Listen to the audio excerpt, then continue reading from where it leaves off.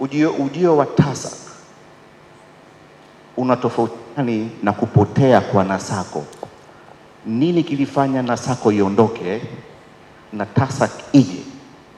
Na TASAC imejipanga vipi kufanya vizuri na kushirikiana na private companies ambazo majority wana malalamiko dhidi ya tozo mbalimbali na kwao zinakuwa ziko juu? Tumejipanga vipi katika historia? Haya ninauliza yanatuijia malalamiko kutoka kwa wafanyabiashara, kampuni binafsi. Sasa ni vema tukawa tuna majibu sahihi, tukiandika ama tukiongea kwa vyombo vya habari tuweze kujua nini tuzungumze na nini. Lengo hapa ni kujua TASAC. NASACO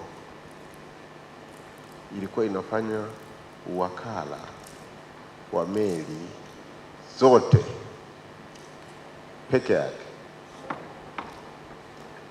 Kwa hiyo hapa tukatuzungumzia exclusivity kwamba unachukua hiki ambacho kina maslahi ya nchi, vingine unawaachia private sector. Hakukuwa na hicho, ilikuwa zote, ilikuwa sole shipping agent.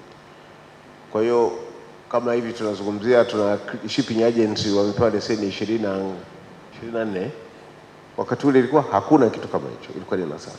Kwa hiyo utaona kwamba ni hali ambayo ni tofauti.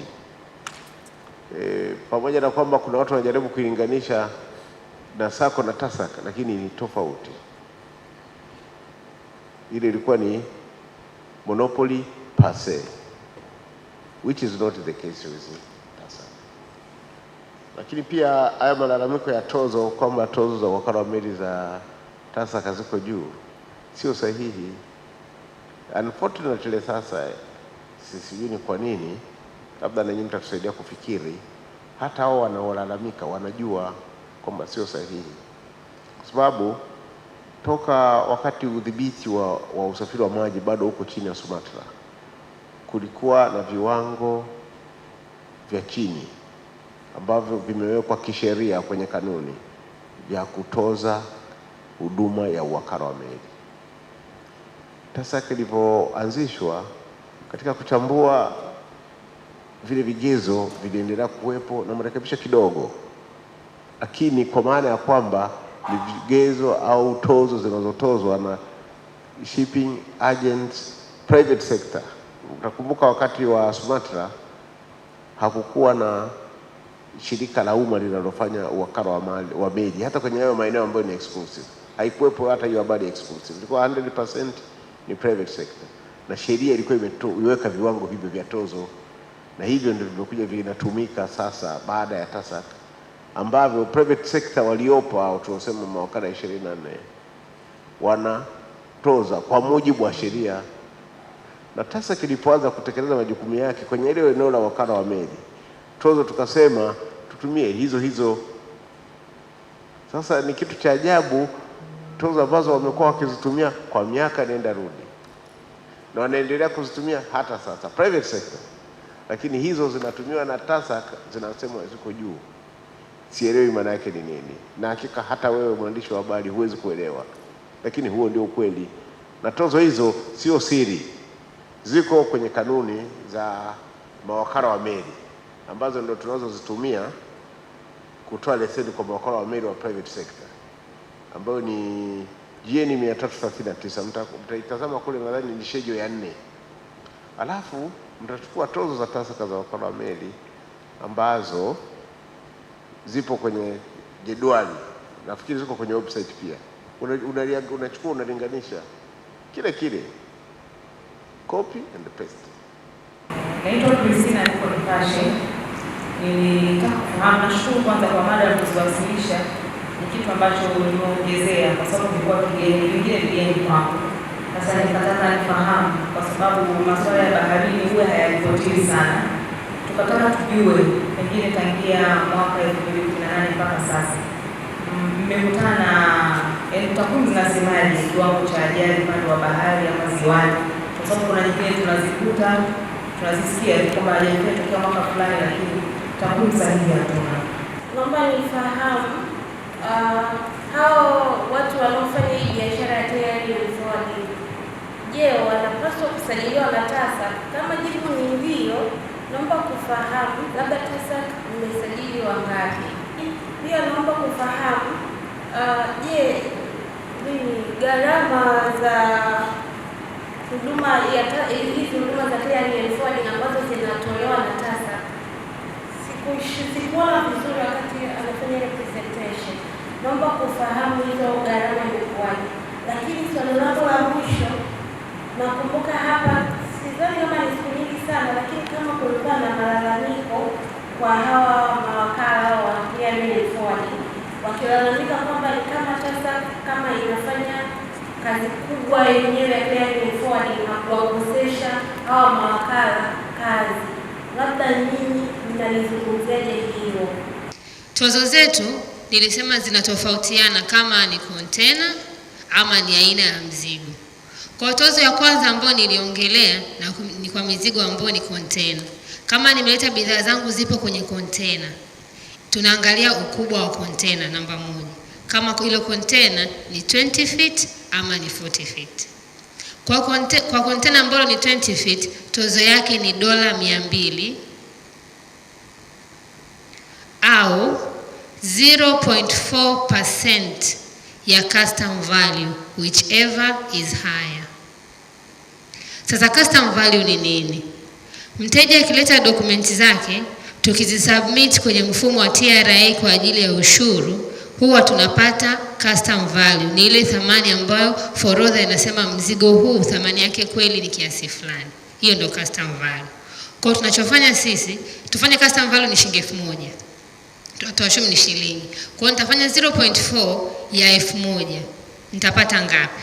Alafu na $200. Ipi ni kubwa? Ambayo ni kubwa, basi hiyo ndio itakuwa ni tozo ya kuingiza mzigo ukiwa ndani ya container. Sasa nikishaipata kwanza hiyo ambayo whether ni $200 ndio kubwa ama 0.4 ya hiyo value ni kubwa, pia tunachaji na ile VAT 18% ambayo VAT huwa inaenda TRA. Kwa jumla itakuwa ni $200 jumlisha 18% ya $200, au kama ni 0.4 ya 1000, hiyo amount unayoipata ukijumlisha 18% ya hiyo amount.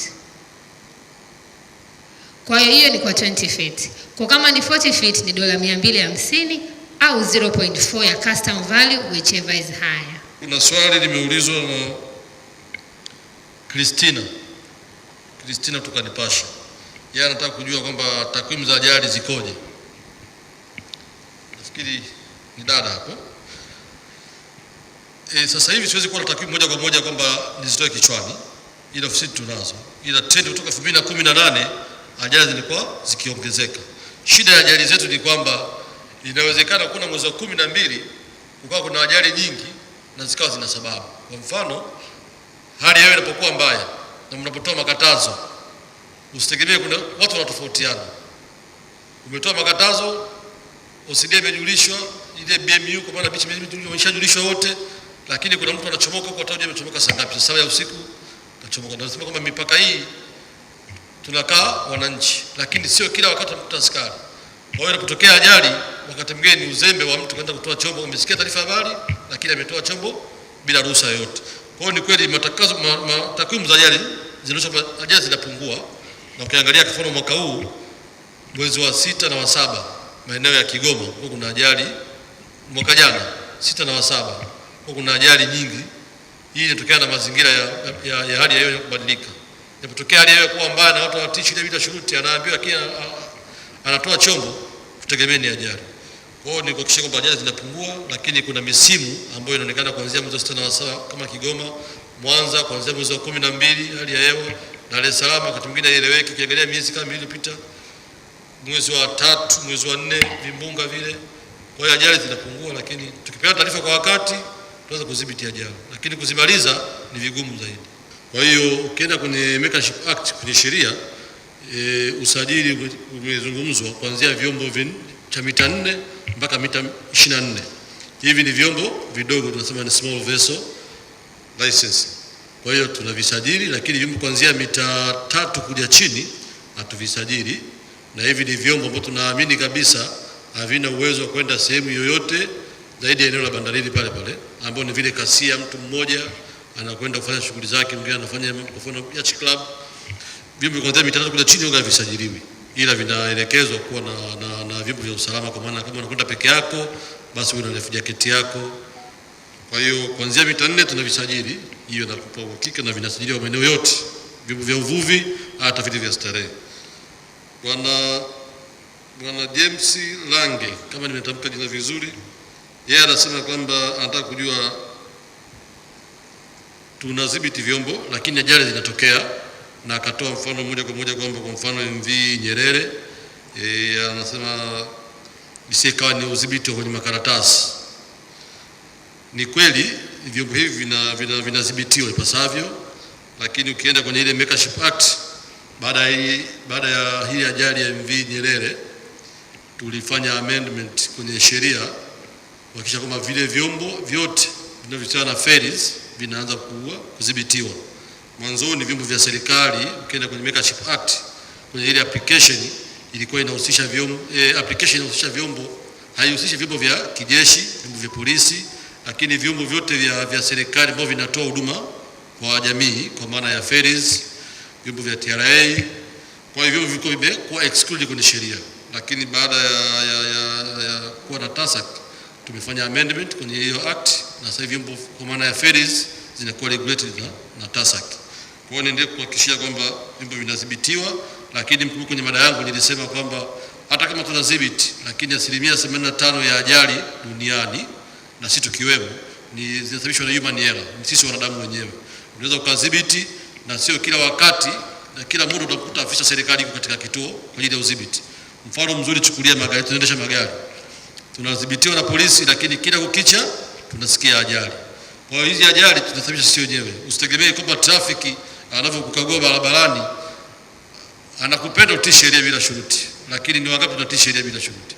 Unaweza ukawa na leseni yako, unaendesha gari ukiwa umeelewa, unasababisha ajali, wanakufa watu.